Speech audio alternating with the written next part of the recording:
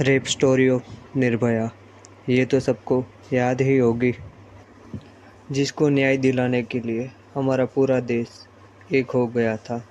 बच्चों से लेकर बुजुर्ग तक सभी के सभी निर्भया को न्याय दिलाने के लिए सड़कों पे उतर आए थे। मीन्स हम तो सिर्फ सुन रहे हैं कि क्या हुआ, उन्होंने तो सहा है, तो उन्होंने जो सहा वो बहुत ही डिफरेंट थिंग है। तो हम तो सिर्फ यहाँ पे आके प्रोटेस्ट करेंगे, उन्हें जस्टिस मिले। और उनका जस्टिस जो इनके साथ हुआ वो यही है कि उन्हें फांसी से भी बदतर सज़ा होनी चाहिए। और ये सीधा फैक्ट है, क्योंकि उनके साथ जो गुजरा, किसी के साथ भी गुजरता वो यही कहेगा। हम बिल्कुल भी महफूज नहीं है यहाँ दिल्ली में, बिल्कुल भी। Shame on them, literally abuses to this type of government. Students के ऊपर ये सब चीजें, behavior like this on students. Shame on you. ऊपर से girls के ऊपर ऐसा।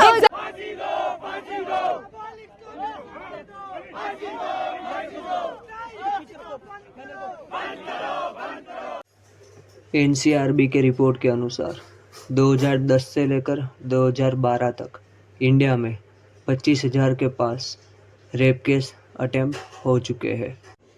2013 अकॉर्डिंग टू निर्भया केस 33,707 से भी ज़्यादा इंडिया में रेप केस हो चुके हैं।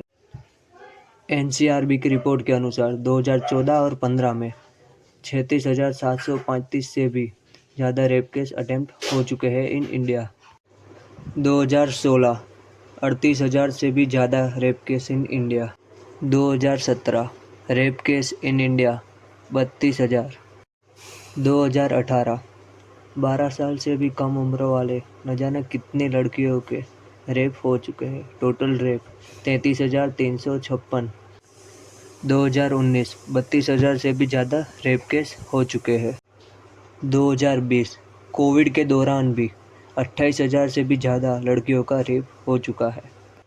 एनसीआरबी की रिपोर्ट के अनुसार 2021 में 31,000 से भी ज़्यादा रेप केस हो चुके हैं।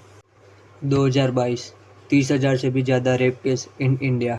2023 30,000 rape case in India. India में हर साल 30,000 से भी ज़्यादा रेप केस अटेम्प्ट होते हैं, लेकिन हमारी मीडिया इनमें से एक भी रेप केस कवर नहीं करती है और ना ही हर किसी को न्याय मिल पाता है और ना ही हर कोई उसका साथ देता है। आज हम बात करने वाले हैं गुजरात राज्य के राजकोट शहर में रहती एक छोटी सी 15 साल की बच्ची के बारे में। सभी को खुशियाँ देने वाली बच्ची को क्या पता था कि एक दिन उसकी लाइफ में ऐसा तूफान आएगा जो उसकी पूरी ज़िंदगी बिगाड़ के रख देगा। तो बात है उस बच्ची के स्कूल की, जहाँ उसे शिक्षा देने की बजाय गलत नज़रों से देखा जा रहा था। उस फूल सी बच्ची को ये भी ना मालूम था कि वो जिसे गुरु मानती थी वो गुरु नहीं हैवान था। बच्ची का बचपन से सपना था कि उसका एक बड़ा भाई हो जो उसके साथ खेले, उसे प्यार करे।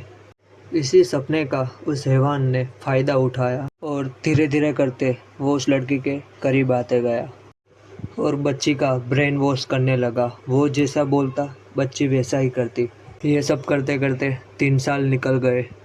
भाई बहन के रिश्ते को उसने हैवानियत का नाम दे दिया और एक दिन उस लड़की की ज़िंदगी का आखिरी दिन आ गया। वो हैवान उस बच्ची को अपने साथ ले गया और जाते जाते वो एक बच्ची के हाथों एक चिट्ठी छोड़ गया।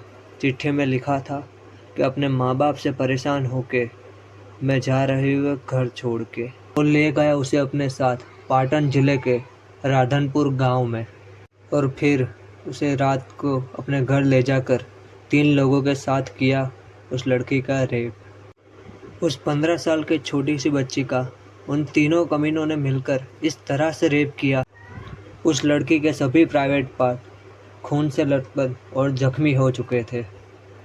खून की बहती धाराओं के साथ वो उस बच्ची का सुबह तक रेप करते रहे। खून से लथपथ उस हालत में उस छोटी सी बच्ची को ले जाकर छोड़ दिया किसी अनजान शहर के एक बस स्टॉप पे। वो दिन वो बच्ची घूम रही थी किसी अनजान शहर की अनजान गलियों में।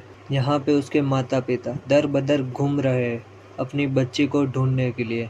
माँ का रो रो के बुरा हाल हो चुका था। वही पिता यह सोच के परेशान था कि उसकी ऐसी क्या गलती कर दी कि जिसके कारण उसके बेटे ने उनको छोड़ने का फैसला किया। फिर पुलिस की मदद से बच्ची को 2 दिन बाद ढूंढा गया। उस बच्ची की हालत इतनी ख़राब थी कि उसे तुरंत ही आईसीयू में रखना पड़ा। उस 15 साल की लड़की की हालत देखकर किसी की भी रूह कांप जाती। उसके बॉडी पार्ट को इस तरीके से काटा गया था कि खून निकलना बंद ही नहीं हो रहा था। यह सोचकर कि डॉक्टर भी दंग रह गए कि उस लड़की के साथ क्या क्या हुआ होगा। थोड़े समय बाद उसे अपने माँ बाप को सौंप दिया गया। रियल स्टोरी तो अब शुरू होती है हमारे समाज की। यह समाज के लोग उस बच्ची को बहुत ही बुरी तरह से देखने लगे। जब उस बच्ची को घर लाया गया तो उसे हमदर्दी दिखाने की जगह तरह तरह नामों से उसे पुकारा गया। इसी ने ही सब कुछ किया होगा, इसी की ही गलती होगी, यही सामने से गई होगी, भाग गई होगी किसी के साथ। और वहाँ के लड़के भी उसे बुरी नज़र से देखने लगे। और जब भी वो लड़की अकेले कहीं पे दिखती तो वो लड़के यह कहते कि पैसे देंगे, हमारे साथ भी एक रात बिता ले। बच्ची के लिए वो सब हैवानियत कम थी क्या, जो समाज वाले भी उसके साथ हैवानियत दिखाना शुरू कर दिया। उस प्यारी सी बच्ची का पढ़ाई लिखाई खेल कूद सब कुछ बंद करा दिया उस एक हैवानियत ने। बच्ची का बचपन से सपना था कि वो एक पढ़ लिख कर एक लॉयर बने, लेकिन उसका ये सपना सपना ही रह गया।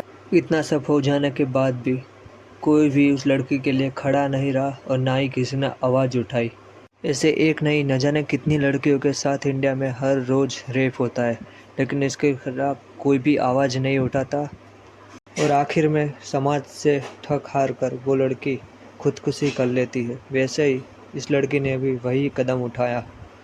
हर लड़के की ज़िंदगी आसान नहीं होती है। So please protect all women.